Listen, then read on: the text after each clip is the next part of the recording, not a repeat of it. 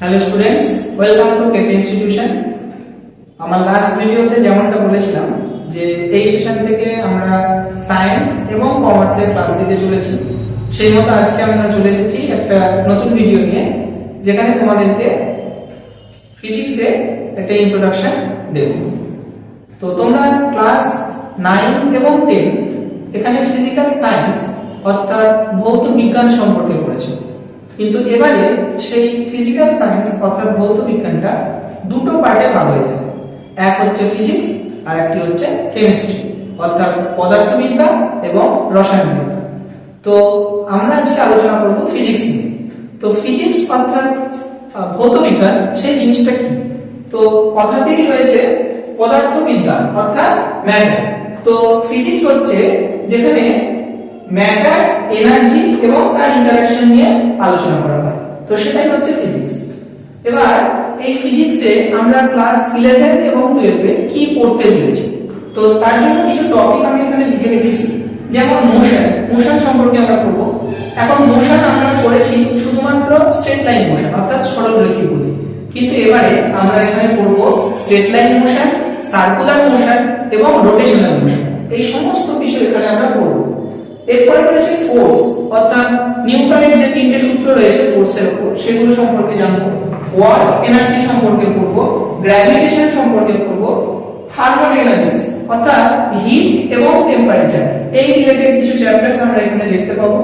এরপরে রয়েছে waves and oscillation, sound সম্পর্কে আমরা পড়েছি, সাউন্ড ওয়েভ যেটা অ্যাকচুয়ালি একটা মেকানিক্যাল ওয়েভ। তো এই মেকানিক্যাল ওয়েভ ছাড়াও আদার্স যে সমস্ত ওয়েভস গুলো রয়েছে, লংজিচুডাল ওয়েভ, ট্রান্সভার্স ওয়েভ, এগুলো বাদেও যে ম্যাটার ওয়েভ রয়েছে, সমস্ত ধরনের ওয়েভ আমরা, ইলেকট্রোম্যাগনেটিক ওয়েভ, সেগুলো আমরা ক্লাস 11 12 এ পড়ব। এছাড়া রয়েছে ইলেকট্রিসিটি। আমরা ক্লাস 10 এ ইলেকট্রিসিটি সম্পর্কে একটাই চ্যাপ্টার পড়েছি, যেখানে ওহমস ল সম্পর্কে ইন ডিটেইল আলোচনা করা আছে।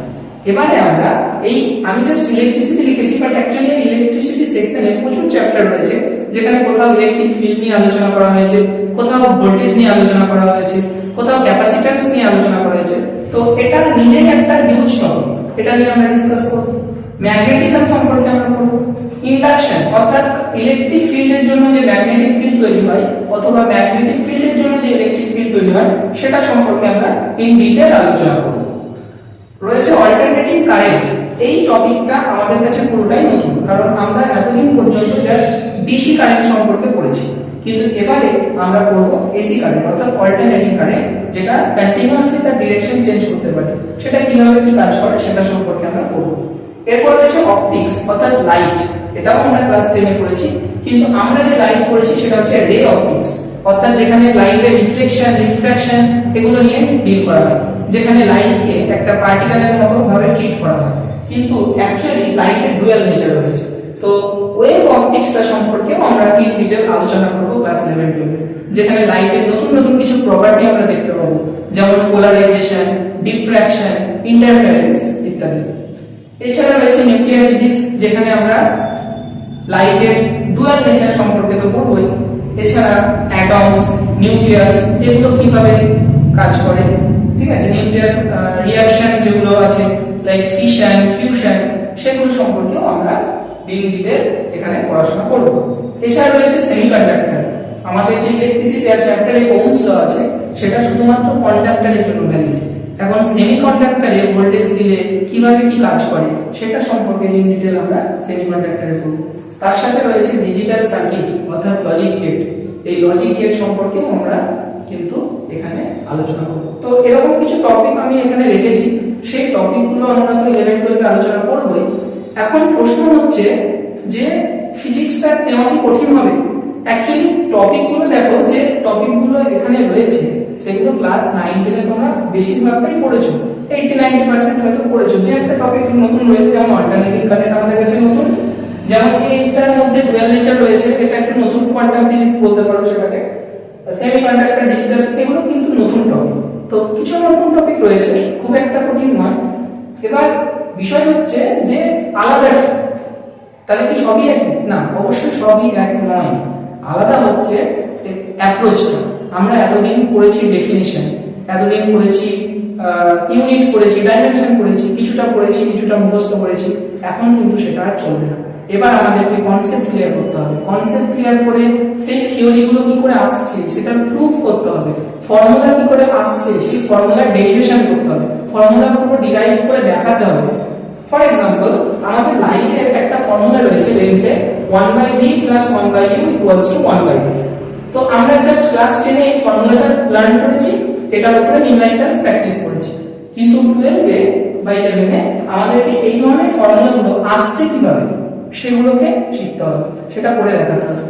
এছাড়া তো নিউমেরিক্যালস রয়েছে যেটা সবচেয়ে স্টুডেন্টরা ভয় পায়। আমি বলবো নিউমেরিক্যালকে ভয় করলে বা নিউমেরিক্যালকে এড়িয়ে চলতে হবে না, নিউমেরিক্যালকে নিয়েই চলতে হবে সাথে করে। কারণ ফিজিক্স দাঁড়িয়ে আছে ম্যাথমেটিক্সের উপর, ম্যাথমেটিক্স ছাড়া ফিজিক্স অচল। তাই ভালো করে আমাদেরকে থিওরি বুঝতে হবে, সেগুলো ডিরাইভ করতে হবে, এবং তার পাশাপাশি চ্যাপ্টার কমপ্লিট হওয়া মাত্রই আমরা সেই চ্যাপ্টার রিলেটেড কিছু নিউমেরিক্যালস প্র্যাকটিস করব। কারণ নিউমেরিক্যালস প্র্যাকটিস না করলে কনসেপ্ট ক্লিয়ার কখনোই হবে না।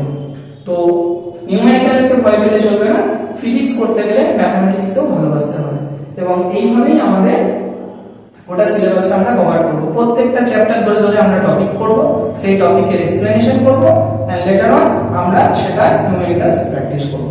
তো এইভাবেই আমাদের সেশনটা চলতে থাকবে।